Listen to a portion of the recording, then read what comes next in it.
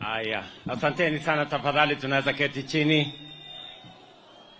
Viongozi wote wenzangu, ndugu wananchi wa Mombasa na Pwani, hamjambo? Pwani hoye! Mombasa hoye! Assalamu alaikum. Bwana Yesu asifiwe. Hebu mnisalimie hewani hivyo watu wa Mombasa na Pwani. Basi kwanza nataka nimshukuru Mungu ametupatia nafasi ya kufika hapa Pwani kwa mara nyingine tena katika shughuli muhimu ya mambo ya uchumi samawati katika Pwani na sehemu zile zingine zote za taifa letu la Kenya. Mimi nimefika hapa leo kwa sababu Waswahili wanasema ahadi ni deni.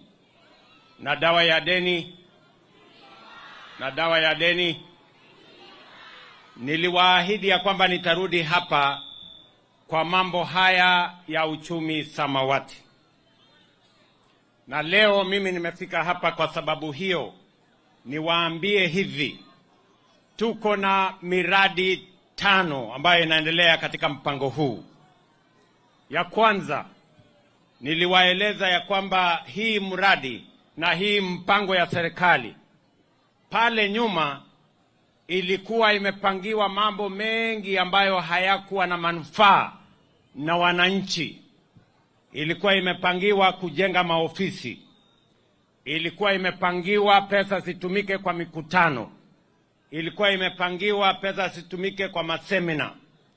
Lakini wakati mimi nilichukua usukani, nikasema pesa ya kujenga maofisi, pesa ya kununua magari, pesa ya kuweka mikutano katika semina ama katika mahoteli, hiyo pesa tubadilishe, tupeleke kwa pesa kwa mwananchi. Na ndio sababu hiyo leo mimi nimefika hapa na niko na hundi ya shilingi bilioni 1.7.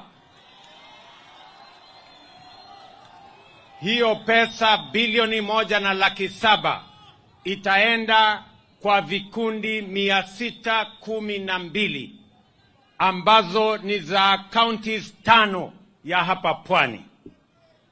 Mimi nataka niwaeleze hawa ndugu ya kwamba pesa hizi tunataka sifikie wale wananchi 19,000 ambao wanafaa kufaidika na mpango huu, waweze kuinua hali yao ya kimaisha, waweze kuhakikisha kwamba wanabadilisha mapato yao katika sehemu mbalimbali. Hiyo ni hatua ya kwanza. Hatua ya pili, na nikiondoka hapa pia hawa magavana wetu, kila mmoja wetu ataenda na hundi ya kaunti yake, waende wapange na watu wa zile kaunti vile mambo yao itasonga mbele. Hapa vile vile nimefika ili niwatangazie tayari tumepatiana fish landing sites 5 hapa Pwani ambazo tutajenga kwa gharama ya bilioni 1.2. 1.2 billion shillings is going to be spent on fish landing sites in 5 counties in Coast Province. Tunajenga fish landing site pale Mwaepe, pale Ukunda. Hapa Kidongo, hapa Mombasa tunajenga fish landing site ya shilingi milioni 250 ambayo itafaidi wavuvi wa hapa Mombasa. Kilifi vile vile tunajenga, Mkowe Kipini tunajenga, na vile vile Mkowe kule Lamu. Huyu ndugu yangu gavana wa Lamu anaelewa, nilikuwa kule na nikawaeleza nitafanya hivyo.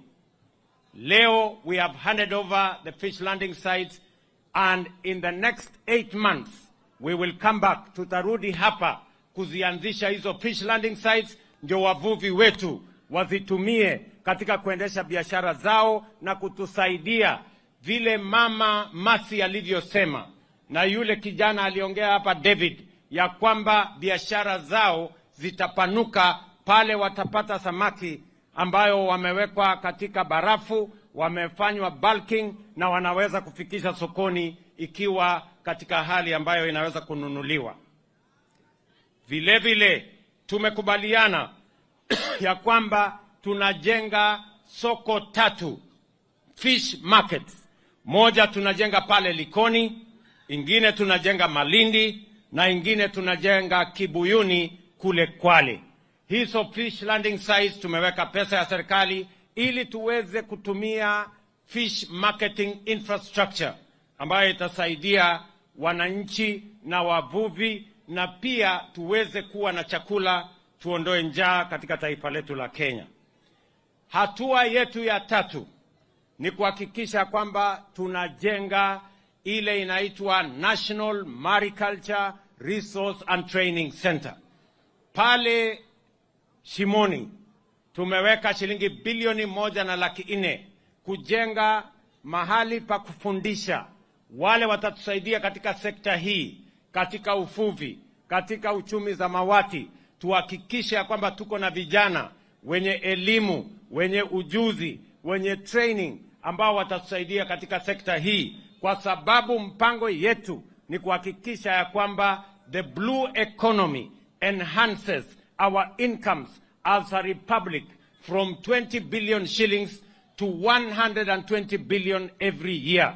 That is our commitment, and we need the men and women with relevant training, skills and competencies to make sure that we unlock the huge potential that we have in the blue economy sector for the Republic of Kenya. Nyinyi mnaelewa vile vile tumetoa boat 123, lakini leo hapa mimi nataka niwatangazie tena, kwa sababu hizo boat zilikuwa zile ndogo. Sasa tutanunua boats zingine 25 ya deep sea fishing. Ile inaweza kwenda siku moja iishi kule baharini, watuletea samaki ya kutosha. Tutagawana hizo boats 25, na nimeambia wizara ya kwamba hizo boats zinunuliwe ndani ya miezi 4. Nifike hapa tena niweze kuzipatiana ili, na tumeweka pesa milioni 600 wa kuendesha hiyo kazi na kununua hizo boats, ili tuhakikishe ya kwamba zinapatikana na vijana wetu wanazitumia kuhakikisha kwamba tunavua samaki, tuhakikisha kwamba tunasonga mbele kwa pamoja. Vile vile ningependa kutangaza nikiwa hapa ya kwamba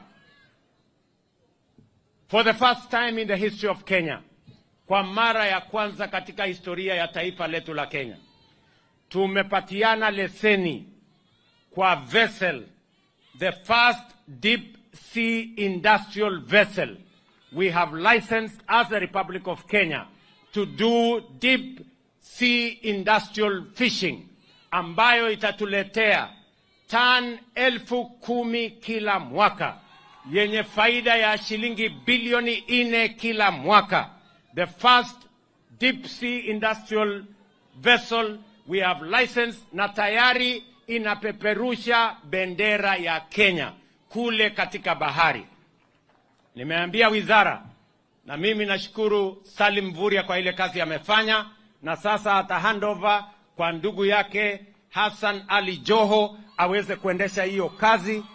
Nimewaeleza ya kwamba hiyo kazi sasa, hiyo industrial vessel moja ndani ya miaka 3, mimi nataka tuwe na industrial vessels 12, kati ya 12 na 15, ndio tuhakikishe ya kwamba uchumi samawati, hasa mambo ya harvesting of tuna and harvesting of other industrial fish products that are going to be processed in Kenya, tuweze kuwa na wale watakaofanya kazi katika hizo vessels, tuweze kuwa na wale watakaofanya kazi katika the processing sector of those vessels, including here in Liwatoni, ili tuweze kubadilisha uchumi wa pwani na tuweze kubadilisha uchumi wa Kenya.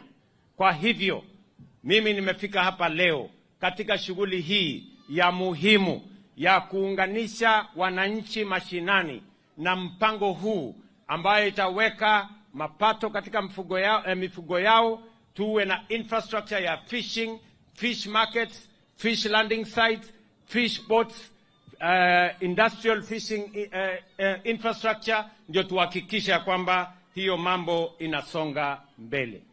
Watu wa Mombasa tunaelewana jameni? Wa Pwani tuendelee ama tuendelee? Munasema tuwe na mpango awamu ya pili ya hii mpango. Tuwe na awamu ya pili. Wale wanasema tuwe na awamu ya pili nione kwa mkono. Very good. Sasa hiyo awamu ya pili nitakuja nipange na rafiki yangu Ali Hassan Joho akitaka atachukua wadhifa wa waziri wa mambo ya uchumi samawati na maritime pamoja na mambo yale mengine yote. Mimi nataka niwaulize watu wa Mombasa, kwa sababu leo nimefika hapa katika shughuli hii ya muhimu ya mambo ya maendeleo ya pwani. Lakini ndani mle pia tuko na mambo ambayo ya kuunganisha watu wote wa Kenya. Mimi nataka niwaambie hivi. Tunaelewana jameni? Nataka niwaulize wa Kenya. Niwaulize viongozi wa Kenya. Sasa ni wakati mwafaka wa kuungana, kufanya kazi pamoja, kuwaunganisha wananchi wa taifa letu la Kenya. Ndio sababu mimi juzi nimeunda serikali ya kuunganisha Wakenya. Nikasema Wakenya wote waungane ndani ya serikali ya taifa letu la Kenya. Tuweze kushughulika na mambo ya maendeleo. Tuweze kupanga vile ajira tutapata kwa hawa vijana. Vile tutapanua biashara. Vile tutaendesha kilimo na uvuvi. Tuweze kubadilisha taifa letu la Kenya. Na wauliza nyinyi watu wa Mombasa na Pwani, mnakubaliana na mimi tuunde serikali ya kuunganisha Wakenya wote? Hebu nione wala wanasema tunakubali, tunakubali, tunakubali. Ni sawa hiyo? Mumempatia ruhusa Ali Hassan Joho afanye kazi na mimi kama waziri wa taifa letu la Kenya.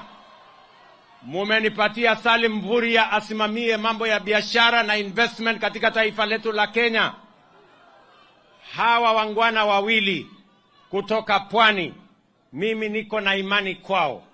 Huyu Salim Mvurya alisimamia sekta hii ya uchumi samawati kwa ustadi mkubwa. Mimi naelewa na najua ya kwamba Joho atakuja kufanya hivyo hivyo. Pia sasa nimempatia huyu Salim Mvurya majukumu ya kusimamia mambo ya biashara, mambo ya industrialization ama viwanda, na mambo ya investment katika taifa letu la Kenya. Kazi yake muhimu ni kuhakikisha kwamba Dongo Kundu inafanya kazi na ajira zinapatikana katika Dongo Kundu Special Economic Zone, vile nilivyosema wakati tulikuwa katika mambo ya campaign. Kwa hivyo, ndugu zangu watu wa Mombasa, tumekubaliana jameni? Mnasema tuendelee ama tuendelee? Tuendelee ama tuendelee? Niunganishe Kenya ama mnataka tutenganishe? Tuunganishe Kenya. Hebu nione wanasema tunaunganisha Kenya sisi wote. Sawa sawa. Mimi nataka niwahakikishie vile vile. Tumekubaliana ya kwamba mambo ya ufisadi tutakabiliana nayo hapa kwa hapa. Mimi nimetangaza juzi ya kwamba mambo ya ufisadi tunabadilisha sheria ili kesi zote za ufisadi isiwe inachukua miaka 10, ichukue miezi 6. Wale wameibia serikali ya Kenya na wananchi wa Kenya waweze kupelekwa kotini na waweze kufanyiwa yale yatafanyiwa kotini in 6 months, so that we can deal with the challenge of corruption and integrity in the Republic of Kenya. Nyinyi mnataka wezi waendelee kuhangaika hapa na wameibia serikali ya Kenya? Si tuwapeleke kotini na tuweke muda mfupi tuweze kuwashughulikia? Ama mnasemaje watu wa Mombasa? Tunakubaliana? Very good. Vile vile mimi nimesema ya kwamba tutaungana pamoja tuweze pia kuhakikisha kwamba pesa ya Kenya inatumiwa kwa njia na taratibu ya sawasawa. Ile pesa watu wachache wanajilipa hata kama ni kwa mambo ya tax exemption. Vile vile tumekubaliana ya kwamba we are going to take on the challenge of tax expenditure so that we can minimize the money and the resources we are spending on tax issues, so that we can save money for development of our nation, pay our debts, and turbocharge our development as a country. Tumekubaliana jameni, watu wa Mombasa? Kabisa. Mimi nataka niwaambie vile vile, mambo ya kupanga ajira, tutaketi chini, tupange pamoja, tuhakikisha kwamba ajira inapatikana kwa vijana wetu. Program yetu ya housing iko pale. Program ya digital jobs iko pale. Program ya markets iko pale. Program ya kazi ile itahakikisha kwamba vijana pale mashinani wanapata ajira. Tunapanga pamoja, tuhakikisha kwamba ajira inapatikana, Wakenya wanasonga mbele. Tumekubaliana Mombasa? Basi, mimi nataka niwashukuru sana kwa kutukaribisha Mombasa. Mimi nauliza hawa viongozi sasa, ni nafasi yetu ya kuungana, tushirikiane. Nashukuru governors kwa ile kazi wanafanya pamoja na sisi, tuweze kuungana, tuweze kupeleka taifa letu la Kenya mbele. Asanteni sana, nawapenda sana, nawatakia baraka ya Mungu. Sasa tuweze kupatiana zile hundi za hapa. Asante sana, God bless you.